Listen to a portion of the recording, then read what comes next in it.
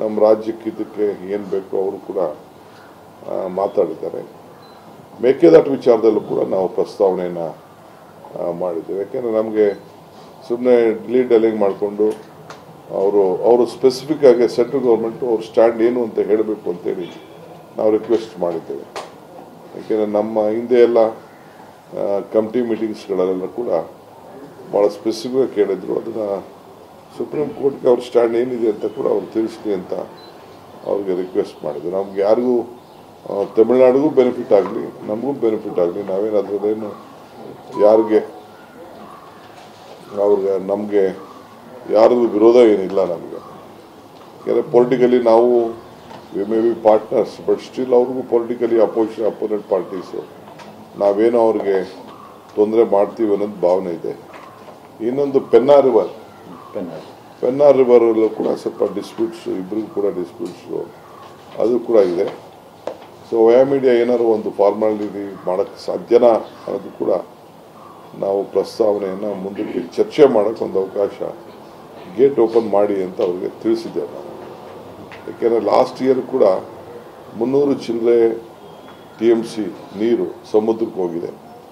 ಅದಕ್ಕಿಂತ ವರ್ಷ ಸುಮಾರು 400 ಚಿಲ್ಲರೆ ಎಕ್ಸಸ್ ನೀರು ಕೂಡ ಹೋಗಿದ್ದು ಸಮುದ್ರಕ್ಕೆ. ಅವ್ರಿಗೆ ಕೋಟ ಇತ್ತು, ಆ ಕೋಟಕ್ಕಿಂತ ಜಾಸ್ತಿ ಹೋಗಿದ್ದನ್ನು ನಾವ್ಯಾರು ತಡೆಯಲಿಕ್ಕೆ ಸಾಧ್ಯ ಇಲ್ಲ, ಉಪಯೋಗಿಸ್ಕೊಳ್ಳೋಕ್ಕೂ ಆಗಲಿಲ್ಲ. ಆ ದೃಷ್ಟಿಯಿಂದ ಇವತ್ತು ನಾವು ಈ ವ್ಯವಸ್ಥೆಗೆ ನಾವು ಹೋಗಿದ್ದೇವೆ. ಜೊತೆಗೆ ನಾವು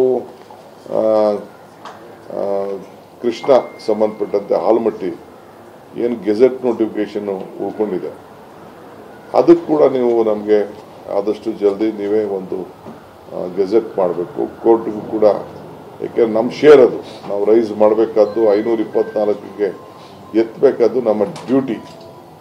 ಅದನ್ನು ಕೂಡ ನೀವು ಅದಕ್ಕೆ ಪರ್ಮಿಷನ್ಗೆ ನೀವು ವ್ಯವಸ್ಥೆ ಮಾಡಬೇಕು. ಯಾಕೆಂದರೆ ಕೆಲವು ಕಡೆ ಈಗಾಗಲೇ ನಮ್ಗೆ ಅದು ಸಿಗ್ತದೆ ಅಂತ ನಾವು ಕೆಲಸ ಮಾಡ್ತಾ ಇದ್ದೀವಿ. ಆಗಲೇ ನಾವು ಕೆಲವು ಕಡೆ ಚಾನಲ್ಗಳೆಲ್ಲ ಮಾಡ್ತಾ ಇದ್ದೀವಿ, ಇನ್ವೆಸ್ಟ್ಮೆಂಟ್ ಮಾಡ್ತಾ ಇದ್ದೀವಿ. ಲ್ಯಾಂಡ್ ಅಕ್ವಿಷನ್ ಹೋಗಬೇಕು ಅಂತೇಳಿ ಬೆಳಗಾಮಲ್ಲಿ ನಮ್ಮ ಚೀಫ್ ಮಿನಿಸ್ಟ್ರು ಈಗಾಗಲೇ ಕೆಲವು ತೀರ್ಮಾನವನ್ನು ತೆಗೆದುಕೊಂಡಿದ್ದಾರೆ. ಒನ್ ಟೈಮಗೆ ನಾವು ಲ್ಯಾಂಡ್ ಅಕ್ವಿಷನ್, ಯಾಕೆಂದರೆ cost day by day cost ಜಾಸ್ತಿ ಆಗ್ತದೆ ಅಂಥೇಳಿ ಅವ್ರದ್ದು ರೈತರು ಕೂಡ ನಮ್ದು ಎಲ್ಲಿ ಮುಳುಗಡೆ ಆಗ್ತದೆ ಏನು ಎತ್ತ ಅಂತೇಳಿ ಸ್ಟೇಜ್ ಬೈ ಸ್ಟೇಜ್ ಆಗಬೇಕು ಅಂತ ಇದ್ರು ಕೂಡ ಕೆಲವ್ರದೆಲ್ಲ ಭಾಳ ಒತ್ತಡ ಇದೆ. ಅದಕ್ಕೆ once for all we have to close it. ಯಾಕೆಂದರೆ ಪ್ರಾಜೆಕ್ಟ್ ಭಾಳ ಜಾಸ್ತಿ ಆಗ್ತದೆ ಅನ್ನೋದು ಕೂಡ ಇದೆ.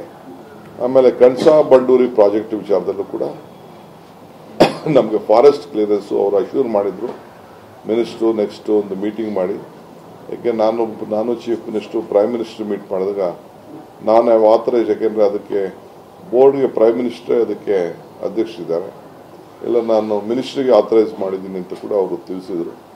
ನಿನ್ನೆ ಜಾರ್ಜ್ ಅವರು ಕೂಡ ಅವರ ಕೆಲವು ಪಂಪ್ ಸ್ಟೋರೇಜ್ ವಿಚಾರದಲ್ಲಿ ಜಾರ್ಜು ನಮ್ಮ ಸೆಕ್ರೆಟರಿ ಅವರು ಪರ್ಸನಲ್ ಹೋಗಿ ಅವರು ಯಾದವ್ ಅವ್ರನ್ನ ಮೀಟ್ ಮಾಡಿದ್ರು. ಅಲ್ಲೂ ಕೂಡ ಈ ವಿಚಾರ ಪ್ರಸ್ತಾವನೆ ಬಂದಿದೆ. ಸೊ ಅಲ್ಲೂ ಕೂಡ ನಾವು ಪ್ರೆಷರ್ ಬಿಲ್ಡಪ್ ಮಾಡ್ತೀವಿ. ಯಾಕೆಂದರೆ ಟೆಂಡ್ರ್ ಕೂಡ ಕರೆದು ಬಿಟ್ಟಿದ್ದು ನಾವು, ಟೆಂಡ್ರ್ ಫೈನಲೈಸ್ ಆಗಿದೆ. ಕೆಲಸ ಒಂದು ಪ್ರಾರಂಭ ಮಾಡಬೇಕು.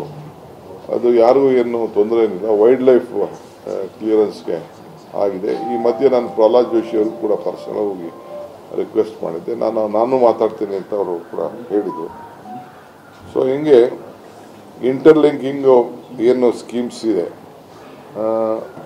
ಮಹಾನದಿ, ಗೋದಾವರಿ ಬೇಸಿನು, ಕೃಷ್ಣ, ಕಾವೇರಿ ಮತ್ತು ಪೆನ್ನಾರ್ಪುರ, ಈ ವಿಚಾರ ಕೂಡ ನಾವು ಅದಕ್ಕೆ ಪ್ರಸ್ತಾವನೆಯನ್ನು ಮಾಡಿದ್ದೇವೆ. ಕೂತ್ಕೊಂಡು ಯಾರಿಗೆ ನಮ್ಗೇನು ಶೇರ್ ಬರಬೇಕು ಬೇರೆಯವ್ರಿಗೂ ಕೂಡ ನಾವು ಅದಕ್ಕೆ ಇಂಟರ್ಫಿಯರ್ ಆಗಿ ಹೋಗಲ್ಲ ಅಂತ ಕೂಡ ನಾವು ತಿಳಿಸಿದ್ದೇವೆ.